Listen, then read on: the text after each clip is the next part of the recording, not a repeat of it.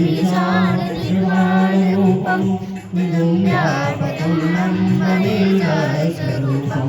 निजं निर्गुणं निर्विकल्पं निरीहं निराकारशमकारवासं भजेयं निराकाररूपारमूलं तुरीयं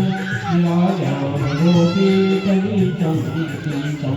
करालं महाकालकालं कपालं गुणागार संसारकारं मतोऽयं विकाराणि संकाशगौरं गणीरं मनोभूतकोटिप्रवासी शरीरं धर्मोर्गल्लोनिशार्दङ्गा लसद्वारिवारिणि कण्ठे भुजङ्गा मलक्ष्मण्डलं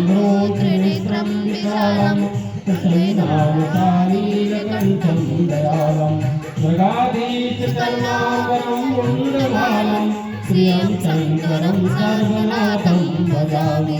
प्रचण्डं भद्रं प्रबलं परेशम् अखण्डं भजं भानुकोटिप्रकाशं त्रैशूलनिर्मूलनमशूलपाणि